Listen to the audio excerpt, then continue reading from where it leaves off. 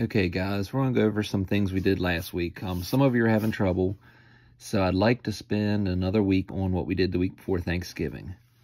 The first thing we did that week was graphing by solving for y. You were given problems like this.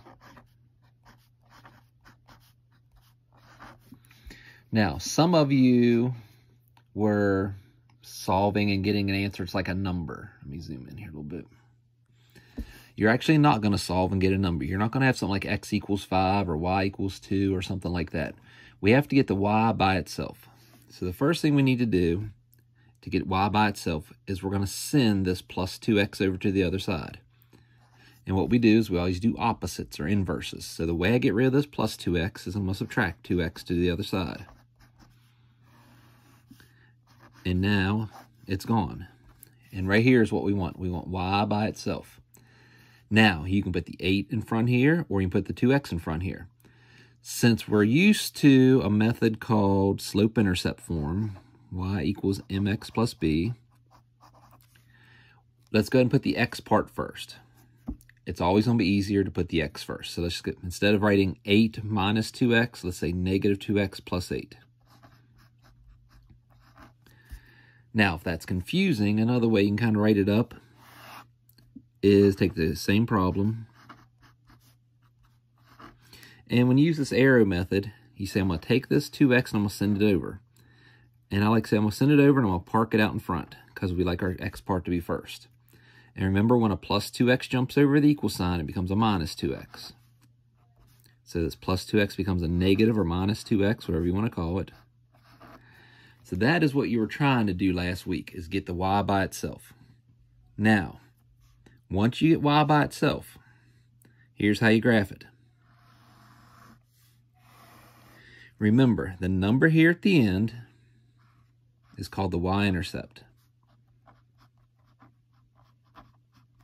This is where you start on the y-axis, up and down. So this number is our up and down number. We're going to go to plus 8. So we're going to go up 8. So from here, here's 0, 1, 2, 3, 4, 5, 6, 7, 8. So this dot right here is because of this. If this was a minus 2, we'd go down 2. If it was a plus 1, we'd go up 1. If there was nothing here, maybe the problem was just y equals negative 2x. Well, if there's nothing there or 0, you just start in the middle. So this number at the end tells you where you start up and down. Now, this number is called the slope. It tells us if we're going to go up or down. So since it's negative 2, we're going to go down 2. If it was positive 3, we'd go up 3. If it was negative 4, we'd go down 4. If it was 0, maybe wasn't anything there, then we wouldn't go down. We'd just stay where we're at. But we're going to go down 2. So we're going to go down 1, 2, and we're here. And we always go over 1. Don't forget that part. Whatever this number is, you're going to do this number and over 1. And it's always over 1 to the right. So I'm going to say plus over 1 to the right.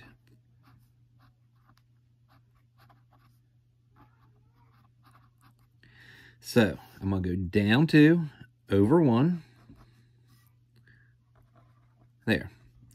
And once you have your 2 dots, you're done. Because it takes 2 dots to make a line, your 2 points. Draw your line through it, you're finished.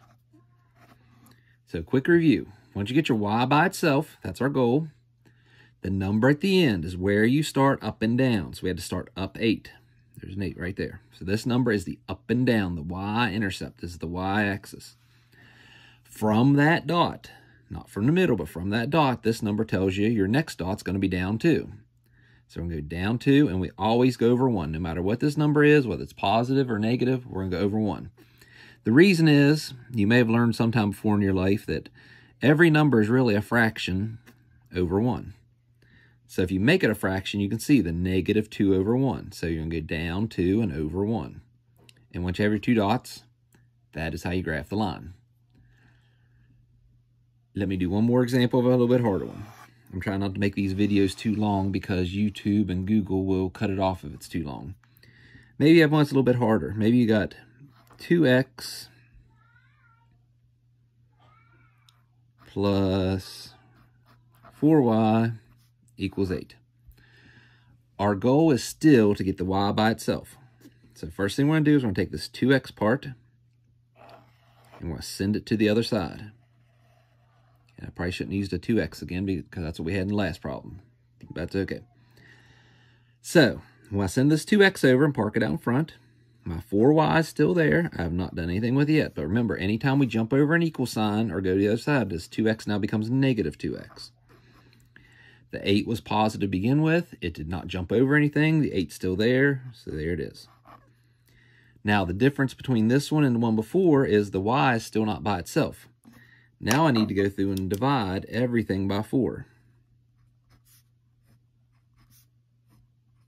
Because that's how I get this times 4 to go away. So 4 divided by 4 is 1, which goes away. Now, 2 over 4 is going to be a fraction, but that's okay. Because believe it or not, 2 over 4 becomes 1 over 2. Sometimes it's actually easier to graph if you have a fraction. And I'll show you how in a second. Plus 8 divided by 4 is 2. So all I did here is 4 divided by 4 is 1.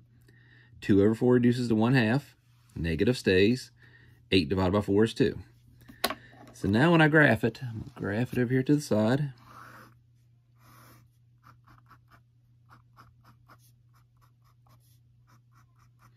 So the number at the end, remember, the y-intercept tells you where you start. So we're going to start up 2. So make you a nice dot there, up 2. So that's where that number comes from. Now, the slope. Oops, I forgot my x. Sorry about that. That x had to stay there. Now, we talked about going up and down. Up here, remember we went down 2 and then over 1? There's a thing in math that you should have learned last year called slope, and slope is rise over run. So this negative 1 over 2, what it means is go down 1, put your sign with the top number, and over 2. It's called rise over run. It's the up and down,